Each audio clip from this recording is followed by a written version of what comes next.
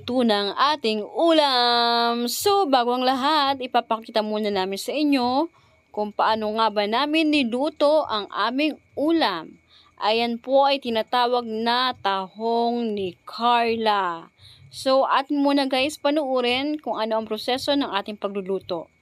So, ayan nga guys, mainit na nga po dyan yung kawali namin at nilagay na ang star margarine or margarine, butter, pwede rin namang oil, basta kung anong meron sa kusina nyo, pwede na yun. So, ayan, halu-haluin natin ito at hintayin matunaw ang margarine.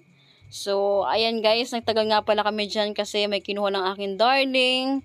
Hindi ko alam kung anong kinuha niya, basta yun na nga lang. At ilagay natin guys ang wangba. Hindi, bawang. Yan. Ayan. Parang medyo naamoy ko na dyan guys na medyo mabango-bango na. Nangangamoy na guys ang bawang. So, isa yan guys nagpapasarap sa ating lutuin, yung bawang. Kasi pampabango talaga siya guys. Then, sunod naman natin ilagay ang sibuyas. And then, luya. Ayan. Ang nagluluto nga pala guys ay si Habi. Ako lang po ay taga-video lamang ngayon. Ayan. Atin itong halu-haluin. Ayan. Bango. Ayan. Haluin pa natin darling. Sige. Ayan. Mix. Then, susunod na natin dyan ilalagay ay... Ayun ako darling, wala pala. Kamares! Ayan guys, kanya-kanya naman tayo guys sa paraan kung paano natin na lutuin yung ating mga niluluto, di ba? Kung ano yung mga ingredients natin, di ba? Basta kayo nang bahala. Laurel po yung nilagay ni Habi.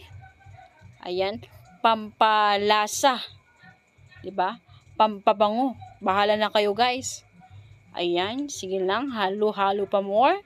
Then, ang isusunod na nating ilalagay dyan ay, ang tagal naman ng aking darling.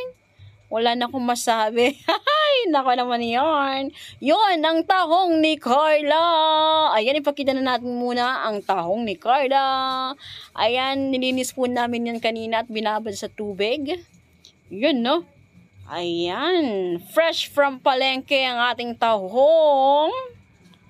Yan. Sige. 1 kilo nga pala yan, guys.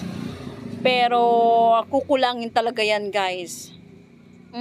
Kulang na kulang yung tahong ni Carla sa aming dalawa ni Habi.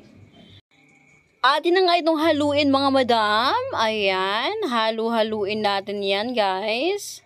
Diba? Para mahalo, syempre. And then, after nyan, guys, hintay-hintayin natin kung anong gagawin ni Parimen. Ayan, halo-halo pa daw, sabi ni Parimen. Yan. Oh, yes.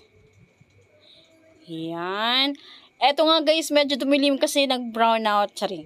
Nalupot yung cellphone ko doon. Yan, kumukulo na guys ang ating tahong ni Carla. Sana malapit na maluto. Atin naman itong budburhan ng magic sarap. Pampasarap talaga yan ng luto ng ating mga nanay. Yan. Inubos nga pala dyan guys ang isang magic sarap. Para lasang-lasa. Diba? Malasa ang tahong ni Carla. At asin naman guys. Yan, kaunting asin. Budburan natin guys. Ayan. Kaunting asin lang kasi mahal yung asin ngayon. Charing. Yan. At siling green mga madam. Another pampabango. Yan. Dalawa lang guys. Pwede na yan. And then siling red. Pwede rin yan guys. Diba? Available yun sa aming kusina. Ayan. Pero depende rin nga sa inyo mga madam kung anong gusto nyo ilagay. Pwede naman. Ayan. At ilagay natin Sprite. Sprite guys. Ayan. Para na-miss ang sabaw niyan ng ating tahong ni Carla. Ayan. At ayan na nga guys. Takpan muna natin yan. Oh yes. And then, tara, kumukulo na ang tahong ni Carla. Sana all. Yan, hindi na nga ako guys makapaghintay dyan. Gutom na naman nga ako guys. Kasi nga, tapos na po ako mag-livestream niyan bago niya niluto. Kasi wala pong tao sa aming tindahan. Ayan. Naaamoy ko na ang tahong ni Carla. Napakabango. Ayan, bumubuka-buka na guys. Kasi nga, nainitin na yung tahong ni Carla. Yan. Sige, haluin pa natin mga madam. Medyo bawasan pa natin ng kanyang sabaw. Kasi medyo masabaw pa siya. Ayan, sige-sige lang.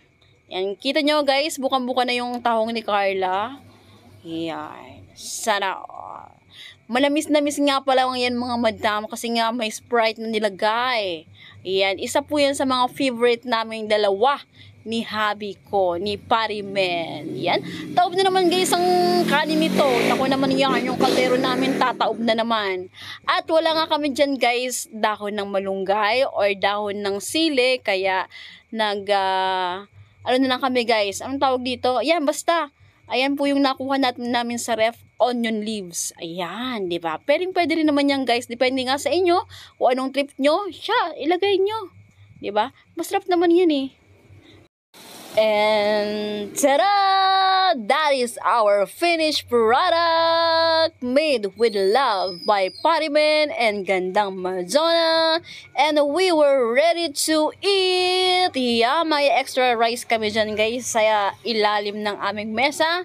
Yan, sana all. Let's time to eat. At gutom na po kaming dalawa ni Parimen. Arat na!